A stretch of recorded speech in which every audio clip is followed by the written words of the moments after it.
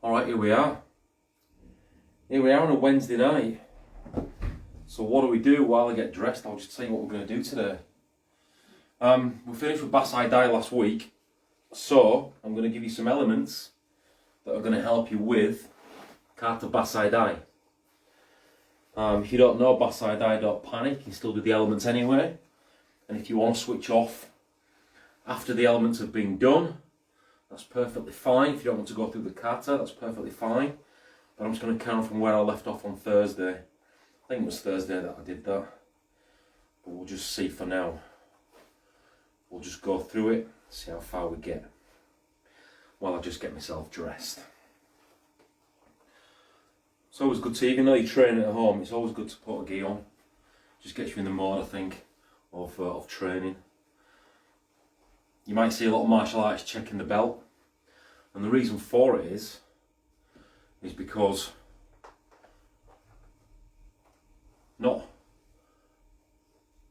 both sides need to match. One's for the body, one's for the spirit, so it shows they're both in sync. So start off nice and light, right leg back, short stance, kamae. So we'll start off, I'll do the waves in the break. We will have a break, because the Lord knows I'm going to need one. So let me just adjust the camera. That'll do. Alright, right leg back, short stance. Alright, what you're going to do is, because Basai Dai is mainly based around hips, you're just going to work your hips for a second or two. So what I want you to do is make sure you've got both feet on a 45-degree angle. Never ever, when you're in short stance, have your hips square. That's stupid. If you're in Zen Kotsudachi, your hips can be off slightly as well, but not to the point of 45, but slightly off. There's nothing wrong with that. So short stance, all I want you to do is, because I'm a Yakuzuki, out and back, but I want you to engage this back hip.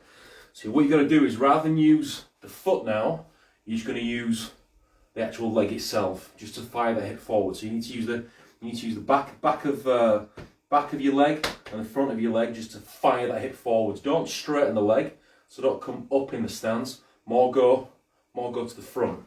So from there, just a reverse punch. Ich, ni, san, shi, go, rik, sich, ach, ku, ju. Okay, punch and leave it out there. Ich. So your hips are now square because you're punching. The centre point to this is going to be from 45. Hips, that's what it would look like before you bring the punch back. Next, you're going to simply do, we'll do Joranagi Uke. So from here, make sure you come across and then pull the hips back. Now when you pull the hips back, treat it as though you've got something in your hand or someone's grabbed your wrist and you are ripping that away. So from there, Jodan, ish. Okay, punch, knee, ish, knee, san, shi, go, rik, sich, ach, ku, ju. When you're doing your blocks, blocks have all got 2 stages, 2+ stages to every single block. So this block here, the first stage is going to be here, and then you're going to rise up. When you're doing this, don't stop at this point. You don't have to touch the shoulder, but certainly, as I've said in many videos, to come certainly past the shoulder itself. So you don't have to hit the shoulder first. Don't think of this, think of this here, and then you rise up from there. Okay, block punch, hitch. Then you want these to do the work for you. Knee, san, shi, go. Change legs. When you change legs, you change arms as well with kime. Kime is just a little bit of snap at the end.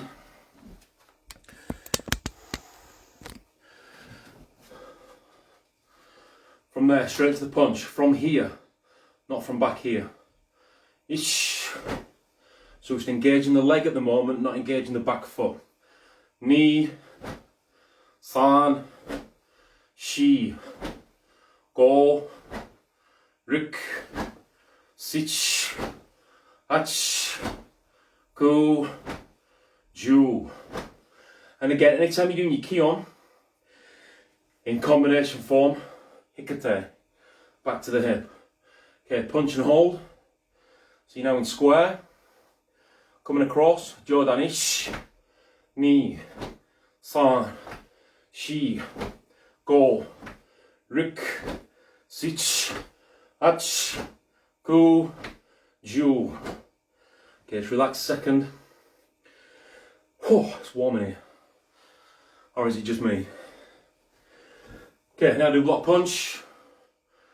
Start from punching position, but again, move these hips around.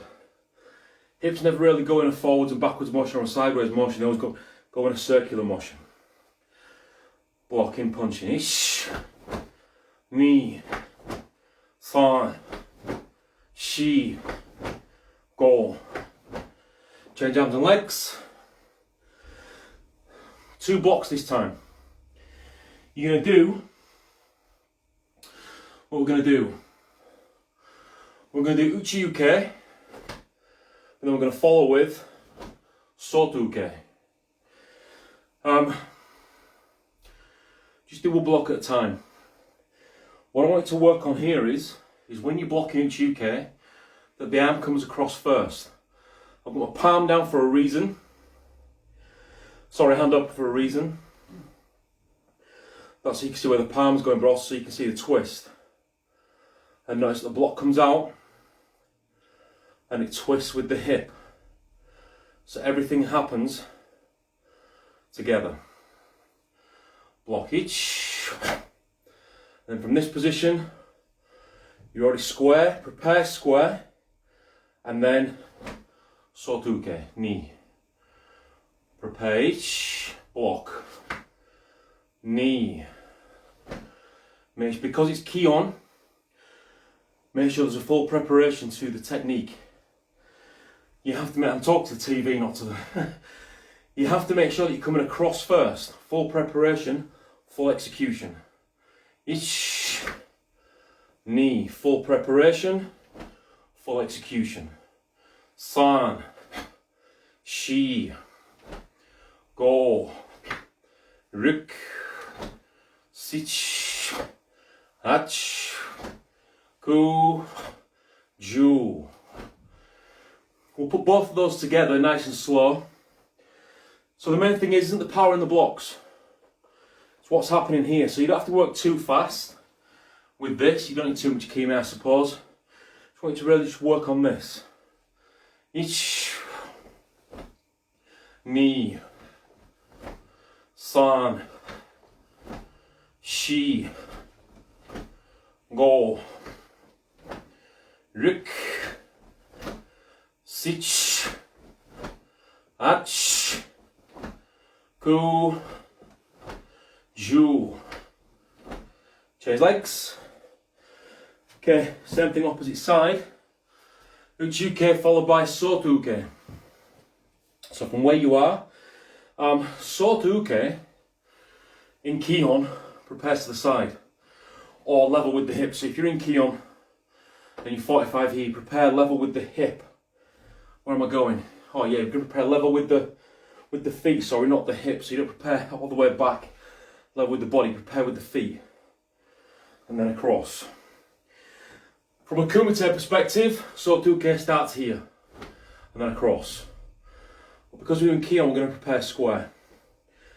Uchi-uke first, ich, ni, san, shi, go, rik, sich, ach, ku, ju.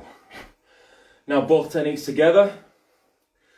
Ich, ni, san, shi, go, rik, sich, ach, ku, ju. Relax. Come on, 10 minutes.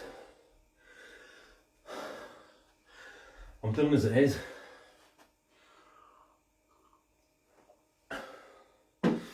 I look, I'm doing stuff on Facebook and I look at the amount of views that there is and I think to myself, what's the point? But then, This is the point. I'm the point. So if I'm doing it for you, in return I'm actually doing it for me first. Okay, next technique that you don't practice but we are going to practice. It's called the Mikazuki Geri, which is the crescent kick. Now, if you can imagine my arm as the kick, what a lot of styles will do, particularly Taekwondo, their crescent kick has this big arc. So it kind of comes around and they use the hip for their crescent kick. The curve at the top where it starts to drop is called a parabola. That's a math talk, I believe. Don't know, I might be wrong. So instead of having the parabola with the hip, you want to have the parabola with the knee. So it kind of comes up and then straight down again. But you're kind of going up one side of the arm, coming down the other side of the arm, instead of cutting all the way across. So instead of it being here, make it more like a front kick preparation, but then let the bottom half of the leg up and down. Difficult to do it slow, so from here, up and down. Comes up, comes down. You can use the back leg for this. Ish. So it's still got to come up to the knee, like a front kick, like a side kick, like a crescent kick, like a Konsetsu-geri kick, which again you will see in Basai Dai. So even though you've not practiced Konsetsu-geri, you actually have practiced it, because all it is a low level side kick. Knee, and then it comes back into the knee. San. Doesn't matter if you fall forwards, absolutely not, because I might. Shi. Go. Ruk. Your goal is to get around this sort of level, but mainly here is fine, but if I can get it up here, I'm sure you can as well. Sich. Ach. Ku. Ju. Okay, change legs. Let's try the other side. Now in Basai Dai, you don't crescent kick with the left leg. In fact, in Basai Dai, there are no kicks with the left leg. So why am I practicing the left? Because we're not going to lift weights with this arm and none with this arm. That's why. So we'll try it with the left. Ish. Knee. That pause at the knee, K-N-E-E, not N-I as in two. That pause at the knee again is just good practice for a lot of kicks. If you're doing your front kick, if you're doing your side kick, back kick, no, we'll go into back kick in a second, and I'll explain a few things about back kick as well. But we'll finish with this first. San. Remember, don't go out wide. Come forwards, and then around at the top. This way. So you want it to be about here, not here. So that's where your arc is. Your arc wants to be this, not this. San. Shi. Go. Ruk. Sich. Ach. Ku. Ju. Good, relax. Oh yeah. Right, moving to back kick now. Back kick again. You don't see back kick in any kata. There isn't one kata that I know where there's a back kick. A lot of them look like back kicks. Kankadai, for example, when you go 1, 2, 3, 4, it's meant to be a side kick. Or depending on the style that you're at, ours is a front kick. So we go 1, 2, 3, 4, 5, 6. So you don't really see back kicks in kata. What I want you to do is, when you're doing your back kick, is look over that same shoulder. And you're going to kick with the heel. So when you're doing this, can't see, when you're doing this, the heel needs to be protruding. Now we're going to do it from a basic point of view first, and then we're going to expand on it. So your back kick, as I said before, all kicks are meant to land in the direction they're going. So back kick would obviously land backwards. What a lot of styles will do with your back kick is they'll tell you to prepare here. You're taking energy forwards to then throw it in the opposite direction. So if you can see how high that kick went, without breaking anything, we'll go forwards, we'll go backwards. So we're just at the top of the sofa. If you prepare here, we're not taking any energy forwards. All we're doing is we're taking everything backwards. Look where the back kick finishes. Top of the sofa. So regardless of where you prepare, you're going to finish in the same spot anyway. I would prefer you to prepare your back kick this way and not bring the knee forwards whatsoever. Just shoot the back kick out. I used to hate back kick when I was learning karate, when I first started learning. I used to hate it. But the more you go, the further you can see, so I quite like it now. So because you're kicking with the right leg first, we're going to look over the right shoulder. Ish, ni, san, shi, go, rik, sich, ach, ku, ju. And this is one of those kicks that can either be done kiyagi, which you remember from last Thursday's video, I don't know if I talked about it last Thursday, it might have been the Wednesday. Kiyagi is snap. Or it can be kokomi, which is thrust. So from where you are again, lift. Ich, ni, san, shi, go. I'll explain errors while I do final 5 on this leg. People prepare first, then look. Should all happen together. So as this leg moves, you're looking. The other thing that shouldn't happen, is throwing your arms forwards. So you try and keep your arms as tight as possible. You try and control your guard. Don't try and swing your guard around. It doesn't help you generate power. It takes it away. Because you're throwing forwards and then you're kind of going to go with your arms. So don't have your arms forwards. And then others, again, when I first started learning, other styles would teach, well, the style that I was with would teach from here, as you're kicking foot backwards, you throw your arm forwards. No need whatsoever. It's a pointless exercise. Okay, ich, ni, san, shi, go. Okay, from this position, step your right leg forwards. You're going to do back kick with the right leg. So I'm going to have to move forward with this because we're going to go all the way back. Now what I want you to do with this is be looking over your right shoulder, yes, but when you land the kick, land behind you. And then we'll just step forwards. Okay?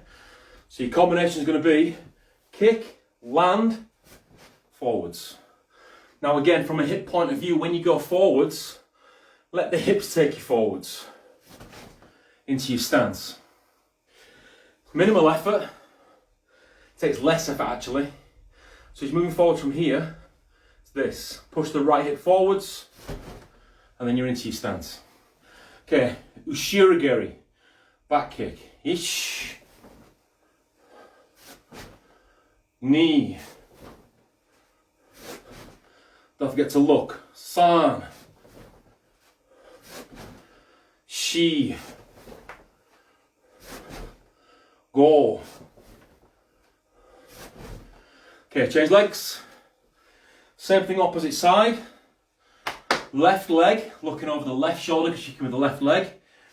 Back kick, land, forwards. Ish, Ni. San. Shi.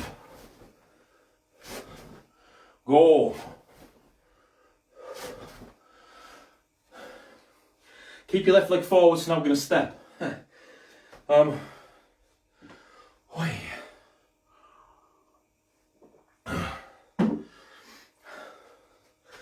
So from this position now, step in. Don't panic about this being square. So don't step in to here. It's perfectly fine to back kick from here and out. When I say Kokomi and Kiyagi, Kiyagi back kick, out and back. Kokomi back kick, hangs there for a second. That was a bit too long, but you get the idea. So this time, not square, then kick. Preparation remains the same. We're still bringing the heel up rather than the knee forwards. Because again, if you're stepping into this, you just lost power here, losing more here, so then throw it all there. You may as well keep this where it is, step in, back kick, and then revert back to where you were. I don't care how you do it, Kokomi or Kiyagi, snap it or thrust it, whatever takes your fancy. On my count. Ish. And obviously, when you reset, just reverse the wind up. On, back. Try to skip into it rather than step. Try to make the skip forwards. So as soon as that foot hits the floor, front foot's moving. It's almost like the Newton ball effect. See those little balls on a desk? As soon as that back foot hits the floor, 1, 2. Helps with kumite as well. Simple drill. Ni, san, shi, go. Now, if you are skipping in, not this. So don't head level-ish. Don't kick and then skip in. Try to glide in, but with a skip. 1, 2. What makes the leg move is this. So as you're moving forwards with this right leg now, 1, 2, from here, 3. Ish, ni, san, shi, go. Yummy, relax. Relax, relax, relax. Oh yeah, yeah. It's warm, isn't it? Well, you might not be in your house. It's not normal in mine either, but oh yeah. Okay, next exercise. Let me clear this off.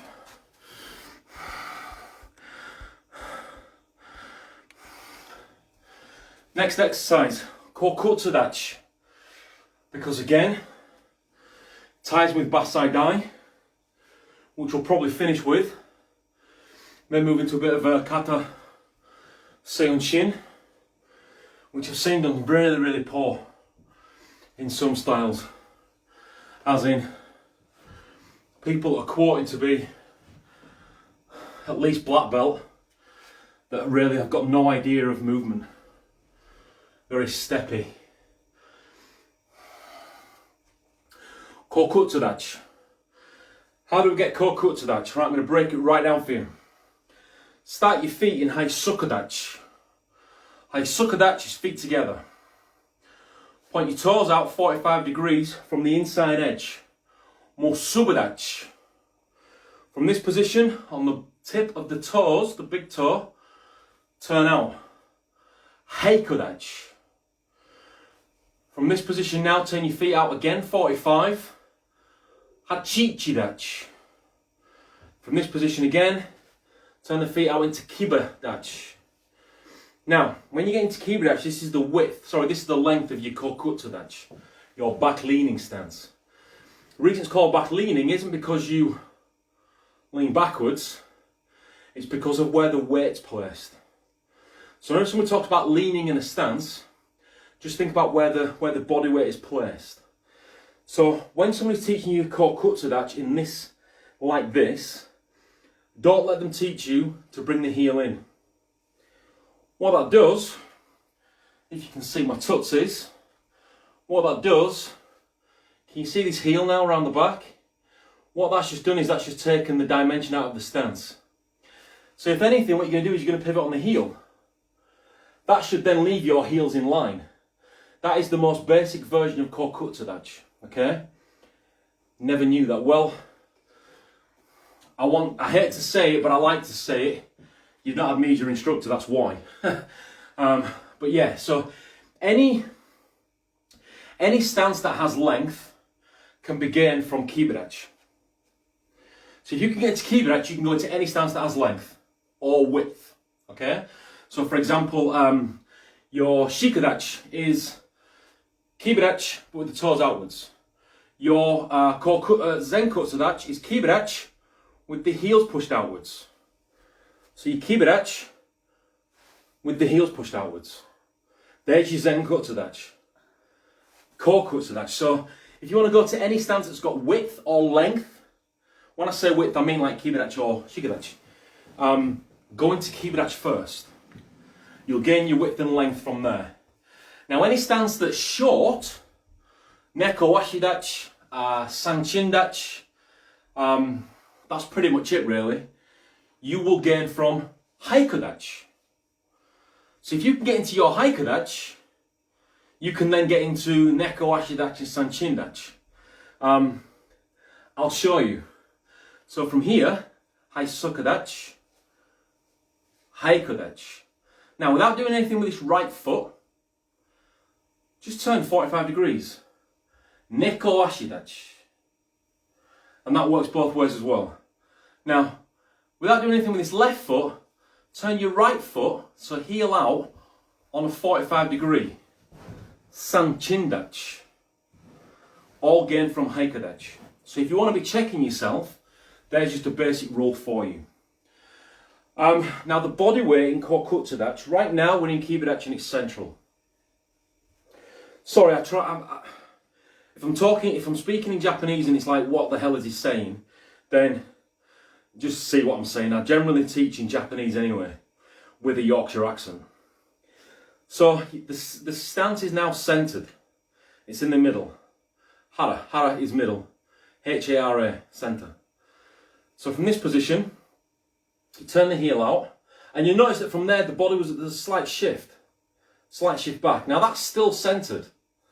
I need to be pushing my body weight behind me. If you want to get the dimensions of it, and if you really want to get on a set of scales, 70%, 30%, which funnily enough is the direct opposite to 70%, 30%. They're just cousins. Like the ugly cousins, Kokutsadach and Zenkutsadach. But again, once you get to know Kokutsadach, it's a bugger of a stance to start to learn, but it's actually, once you start to learn it, you start to understand it, you will like it. Let's see your sumo stance. Seriously? Now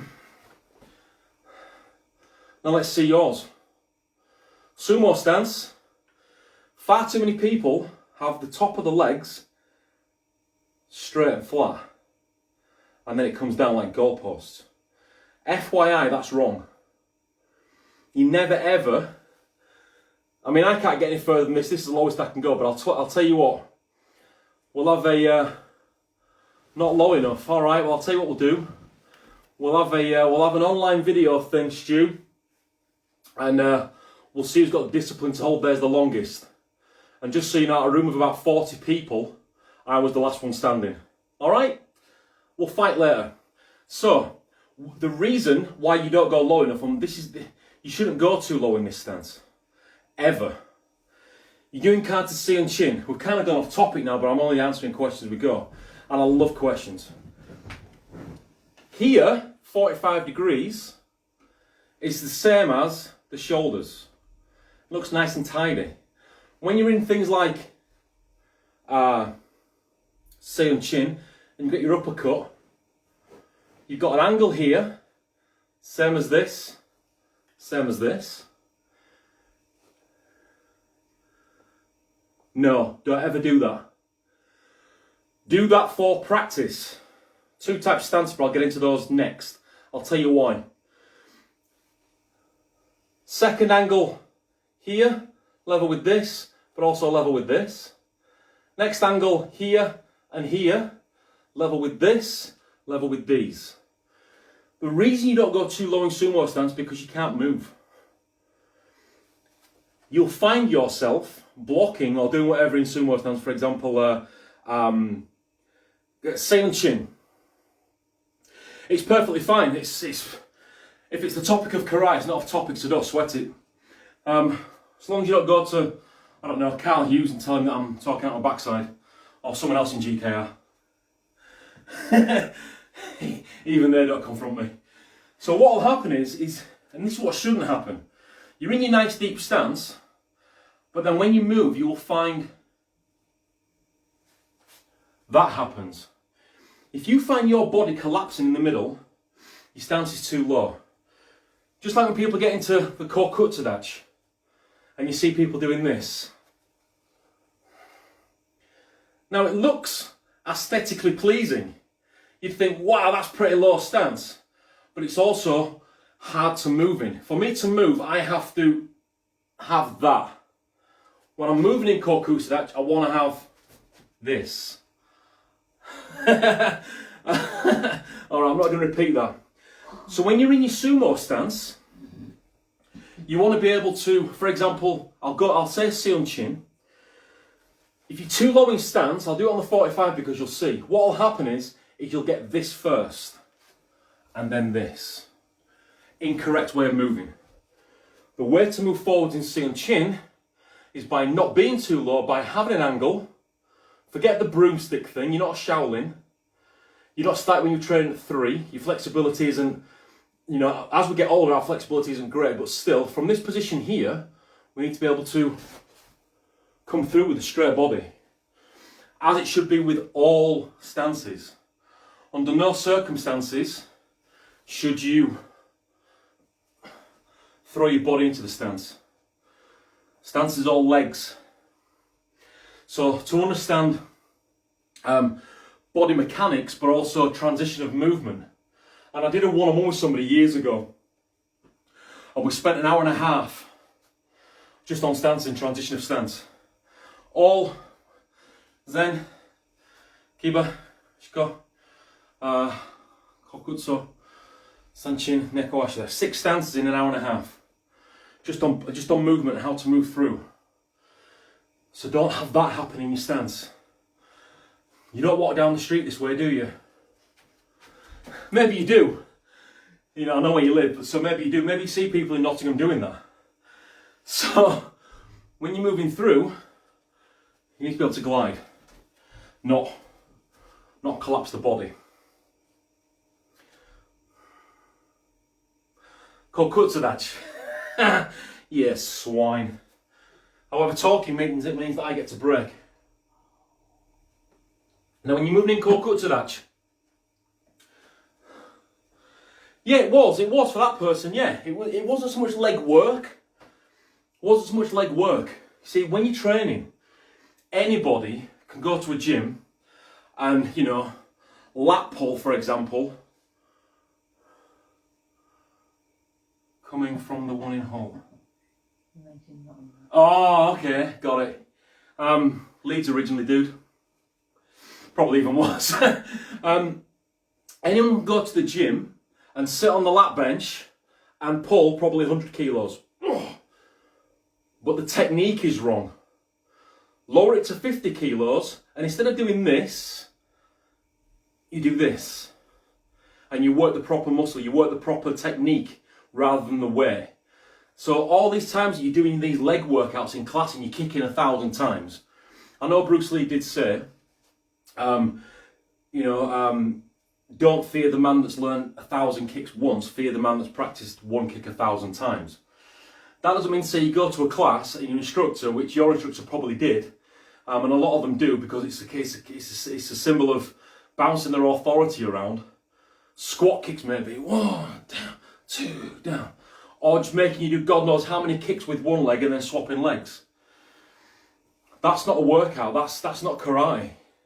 That's not the karate way. So when you're doing this, just make sure that you're working technique rather than muscle and speed, because out of the three things, technique, power and speed, one thing will win every single time, and it's not these two. Technique first will always overcome any power or any speed. Every single time. Back to Kokutsu. So we've got the dimensions. You don't have to be too low, but what you do have to do is have the correct transition in your Kokutsu. And we'll sort the arms out in a second. So what should happen is I'm just going to lift these up so you can see. I'm not flirting with you all. So here, my heels are in line, okay? Incorrect from an advanced point of view. It's not right. The ball of the front foot should be in line with the heel of the back foot. So as we drag in, we should be here, not here. Okay? Same for your neko ashidachi. So you don't have your heels in line, you have your ball of your foot, the inside edge of the foot in line with the heel so you can go in a straight line.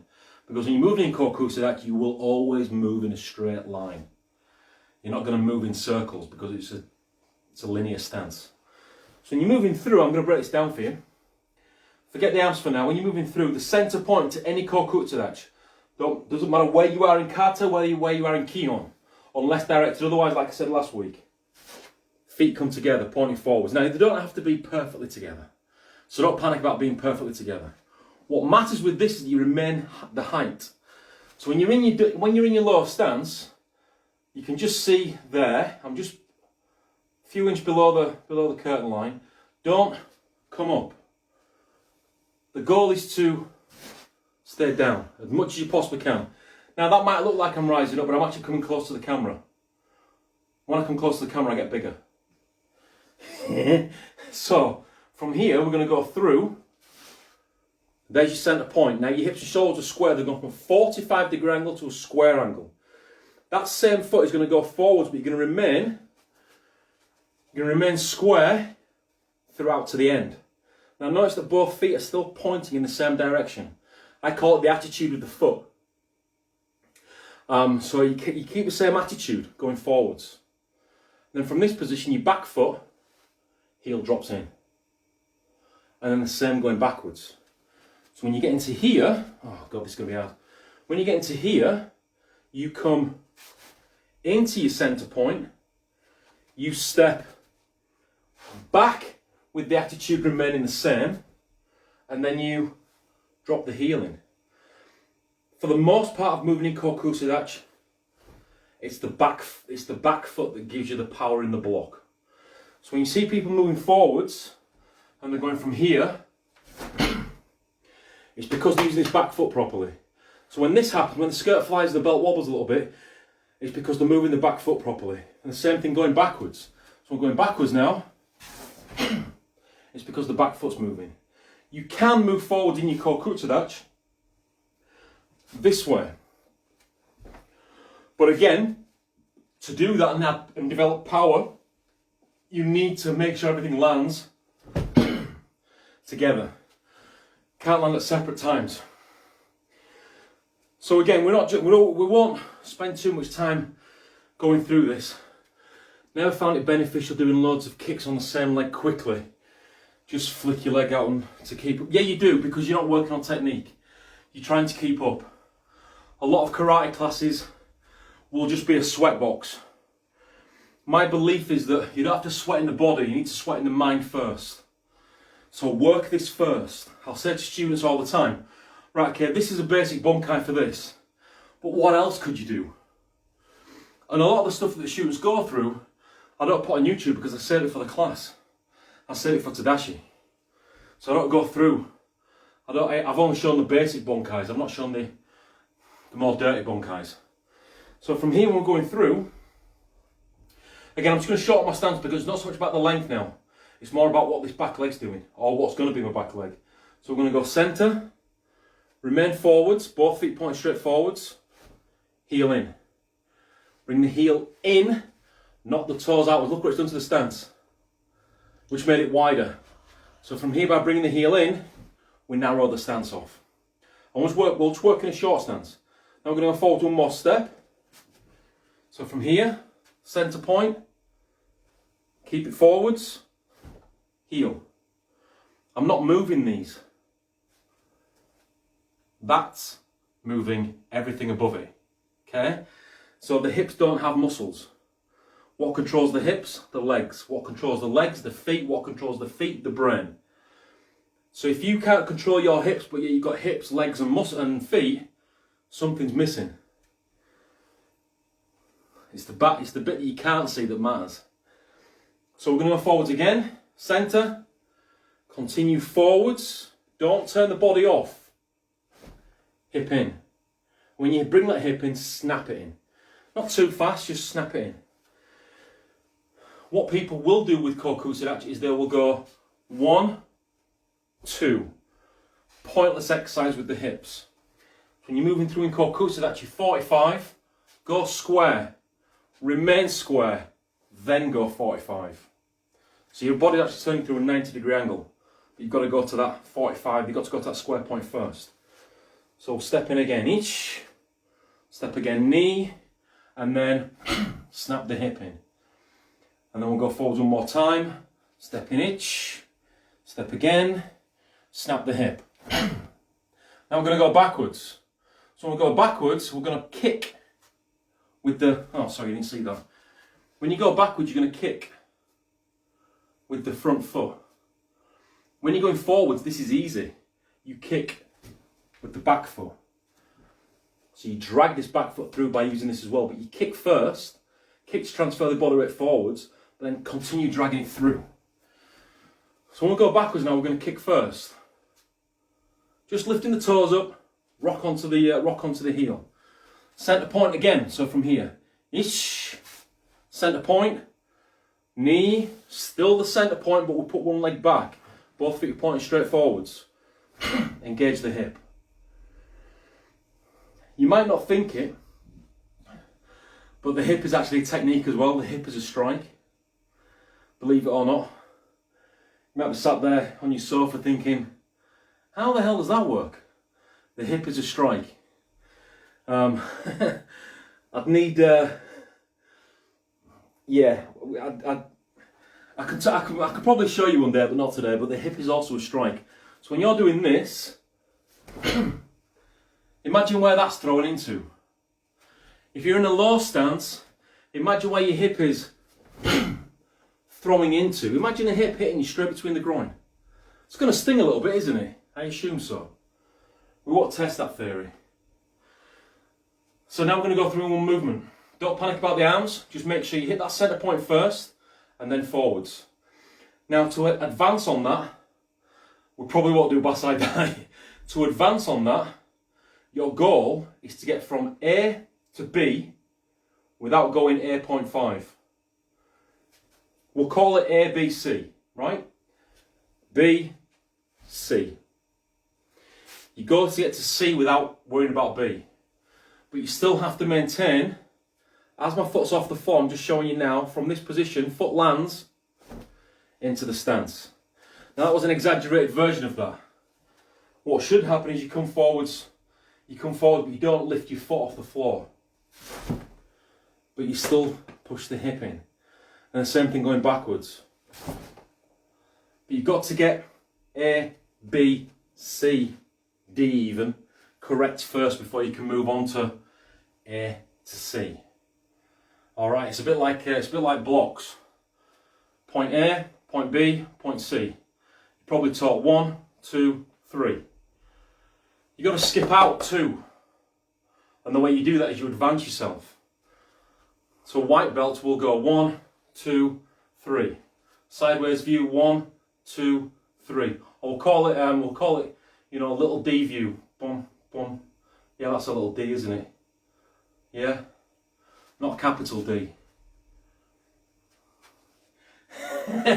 so from this position here, when you're moving into your Jordan Agiyuke, you miss out this part. You don't come into here. You go past that point. You don't have to come into here. Beginners, yes. Advanced students just simply go through it. So we're not missing anything. We're just not hitting it. We're still going up on that 45 where it should be. We're just not stopping. And the same goes for stances. You'll find yourself doing stances 1, 2, 3, or however we've broken this down into 3 or 4. So coming forwards again. Ish. Knee. Going backwards now. Now I want you to use this. The power in the stance from this point is going to be on the left foot. But you need to make sure that you are stepping here first. Don't stop. And then back. If that makes perfect nonsense to you. Ish. Through. And your hips just going from here to here. But just because your hips are moving, don't confuse that with this. You're moving in a linear movement. There's no circle to this stance. The circle that you move, the arc that you have in some stances, is called Siriachi. So when you're moving forwards in your Zen Kutsudachi, for example, or short stance, you will arc in and out. So there's your Siriachi.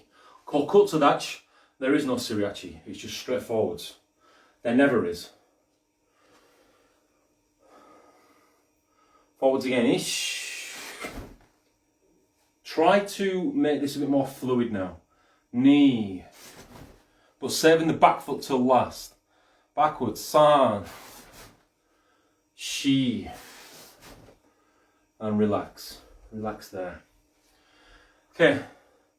Next part of this, you'll generally always do Kokusudachi with a Shuto Uke. Shuto, knife hand, Uke, receive. This can be seen as a block or it can be seen as a strike. But let's be honest, not one block is actually a block. Uke doesn't mean to block, it means to receive. So under no circumstances will you in your training stop a punch. You will only deflect the punch and send it off on another track. But you won't stop a punch. Well, you will if you're not blocking it. You'll stop it, you'll stop it. You'll block with your face, you'll block with your stomach, you'll block with your ribs. So yeah, you only deflect it. We only want to deflect blocks, strikes. So use this as more of an attack rather than an uke. Don't get it confused with Shutozuki, which is strike. Uke is down. What people do with the Shuto uke, we'll probably do Basai Dai tomorrow. I'll probably go into a bit of detail on Basai Dai tomorrow. Guide arm first, always straight. Your Shuto arm, 8. I'm going soon. I need a shower and a beer. So from here, plus I'm a celeb's on at 9:15. So when you're doing your Shuto uke, what people do is they'll get the Shuto first, and then watch what my guide arm does. They'll curl the guide arm across the body. Never do that. From here, straight out. Whether you're going forwards or backwards, always straight out.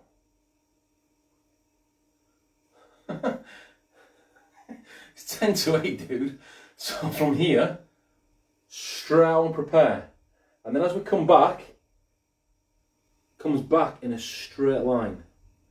Doesn't come back this way. It comes back in a straight line. Shuto arm, don't worry about this part. Worry about that part. At the end, it's almost like you're going to back slap and then twist at the end.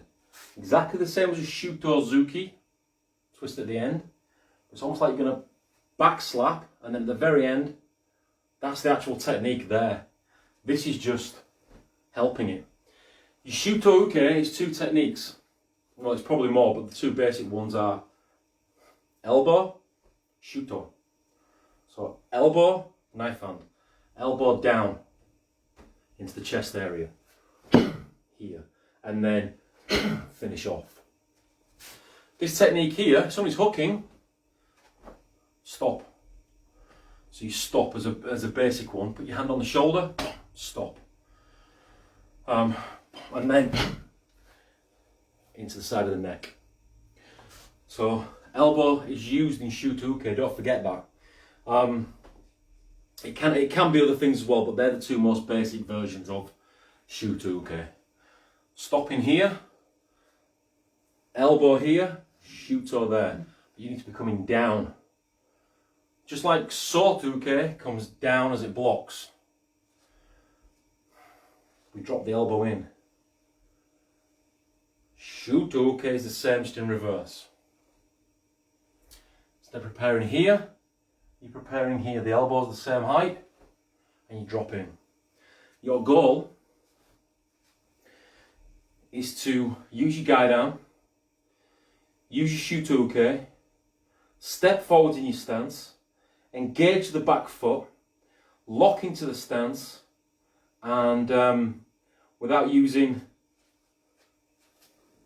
this, and it all happens together. Okay? Everything's going to happen together. You very rarely block static. So as you're moving forwards, as this foot starts to move, everything starts to move. Throw the arm forwards fast, everything will go forwards fast. Same thing going backwards. Throw the arm out forwards fast, you will go backwards faster as well. It will help you with your transition. So as you're moving through with this stance, the goal is to have this happen, and this happen together. So as you can see, the back foot and the actual strike block is executed together. So it's here. So if we demonstrate that for you, nice and slow to begin with. So from here, 1, 2, arms haven't gone anywhere. Back foot and hands, 3. Same on the way back. As we move forwards now in this stance, we come through,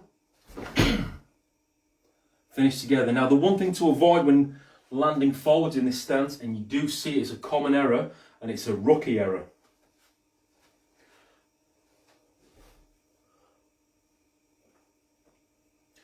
You've got to lock into the core at the end of the stance and make sure you don't have that forwards and backwards movement. So if I do it this way for you, and I'll try and get a longish stance, it's the top half of the body you want to be focusing on. As we move forwards, it's not this. It needs to be from here to here. Everything has to finish still in the stance, and you practice that. So when you're going through this at your house, or when you're going through this in your dojo, work on stop, stop, not that forward motion. That was long-winded, but more of a teaching. So look, if you can get these exercises we just spent the last hour doing, then your backside eye will come along, no problem. Backside eye is very basic, but yeah, it's advanced. Backside eye means to storm the fortress. So if you think to yourself, when you're storming a fortress, go back to medieval times, and how would you storm a fortress? You might use a battering ram, you might use bow and arrows. 9 times out of 10, you use a catapult. Catapult. It's got T's in it. So with a catapult, what happens is it starts off here, it gets wound up really, really slowly, and then you load it, and then it fires. Basai Dai is that. That's what back side die is. Confusion on your faces that you may have is like, well, how does that work? Well, think about what I just said. Wind up slowly and then fire.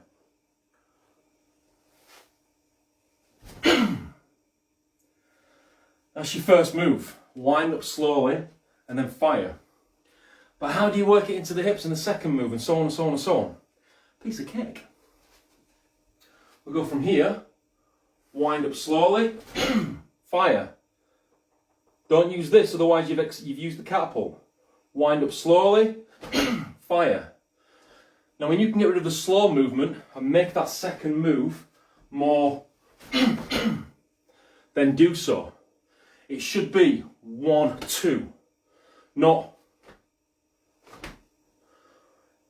The reason I brought that down is because far too often people will go to here, or they'll finish there and then do this on the preparation, because the wind up is now gone. You've not got anything for your next Dukes UK. So the goal is to go from where you are. 1, 2. Your hip movement. 1, 2. You turn it at a full 180 degrees. So you turn it all the way around, but 1, 2. Those broken down. So practice those. If you can get the last hour and work on that, your back side die will start looking sharp. Because for me, it's all about hips. You got to show a lot of hips in back side die. You got to show a lot of hips in every kata. But back side die is the first one where it really starts to show. That's it. Back again tomorrow, 7 PM. I'll upload this video and the next video tomorrow. I'll upload those onto YouTube another day. But yeah, thanks for joining me if you've joined me. If you haven't joined me, then, well, it's your loss, not mine. I'm the one that's going to be losing the pounds. Right, so enjoy Weight Watchers, losers. Right, I'll see you soon.